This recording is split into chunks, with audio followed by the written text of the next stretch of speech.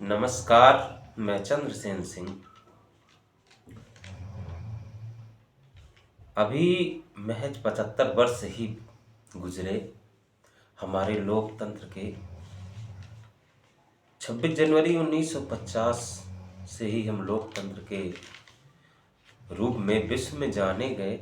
आज़ादी के बाद हमने लोकतंत्र को ही धारण किए। राजतंत्र में कुछ गुण आ जाने के कारण उसका परित्याग किए, लेकिन फिर भी 75 ही सालों में भारत को भले ही विश्व गुरु का दर्जा दिया जाता है, भारतीय लोकतंत्र को विश्व के लोकतंत्र की जननी कहा जाता है, लेकिन इधर कुछ सालों में भारतीय लोकतंत्र का स्तर जरूर कुछ कमतर हुआ है और उसे भारत पर बनने वाली सरकारों ने दिन प्रतिदिन उसके स्तर पर क्षरण किया है। चूंकि लोकतंत्र,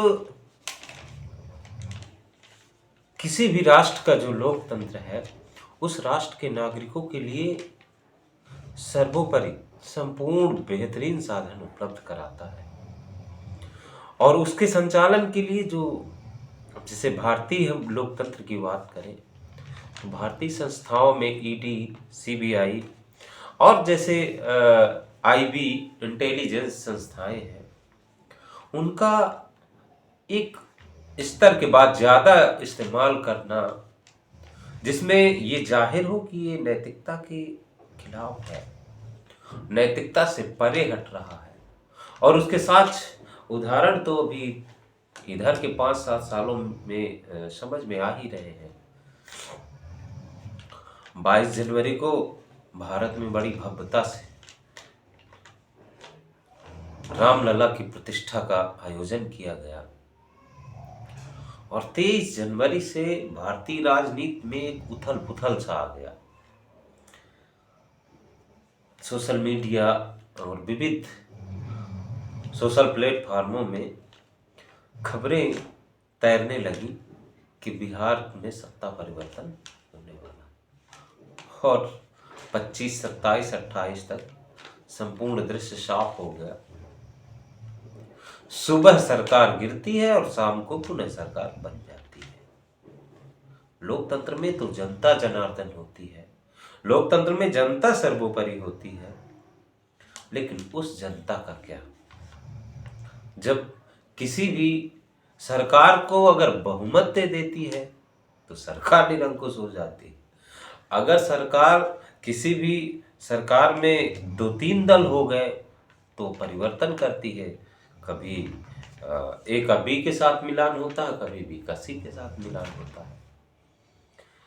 यानी उस जनता का क्या होगा जो पहले अपनी सरकार को, पहले जिस पार्टी को दिया और दूसरे के बाद फिर उसमें बदल कर दूसरी पार्टी काबिज हो जाती है। उससे उस जनता का जरूर उसके जो है इरादों पर एक कुठाराघात होता है। क्या आज राजनेताओं के लिए सब कुछ, सत्ता ही सब कुछ होकर रह गई है, या फिर इस समय राजनेताओं का आधार खत्म हो गया है? मतलब जिधर अच्छा दिखे उधर चले जाइए, या फिर कह सकते हैं कि जमीन पर संघर्ष करना। नेता मतलब नेतृत्व करता, जब नेतृत्व करता में धार ही न बचे, जमीनी संघर्ष ही खत्म हो जाए, तब फिर वो छांव ढूंढता है, चलने के लिए सहारा ढूंढता है। या फिर ऐसी सिचुएशन आ गई है कि भारत से संघर्ष का पतन हो रहा है। लेकिन इन सब के बीच जो लोकतंत्र की समरसता है, जो लोकतंत्र की महानता है, उस पर जरूर कुठाराघात होता है। जिन संस्थाओं के लिए भारतीय मीडिया पे सीआईडी नाम का सीरियल चला ताकि लोगों के अंदर से एक खौफ, जो क्राइम है उसको न करने के लिए प्रेरित हो, ताकि उनको यह आभास हो कि हम कितने भी तरीके से क्राइम करेंगे उसका जो है भंडाफोड़ हो जाए। स्वाभाविक सी बात है, जिसकी साख बनाने के लिए सीरियल तक बनाए गए, लेकिन आज वो साख जब एक निश्चित दिशा में ही चलती है तो साख धूमिल हो जाती है। वही पार्टी या वही नेता जब सत्ता के दल से हाथ मिला लेता है तो फिर ये संस्थाएं वहां जाना बंद कर देती है और उस नेता की जांच भी खत्म हो जाती है। इन सब सवालों से सबसे ज्यादा नुकसान अगर होता है वो लोकतंत्र का होता है। हालांकि इस समय बिहार में देखते हम कि सुबह इस्तीफा हुआ और शाम को पुनः की वापसी होती है और एक ही दिन नहीं गुजरता कि जो पिछली सरकार की दूसरी सह पार्टी होती है उसके सपरिवार को संस्थाओं के समक्ष प्रस्तुत हो जाना पड़ता है। ये स्वाभाविक सी बात है कि जनता को जरूर इसमें अटपटा तो महसूस होता ही है। अभी उसके परिणाम भविष्य के गर्त में है। नमस्कार, मैं चंद्रसेन सिंह।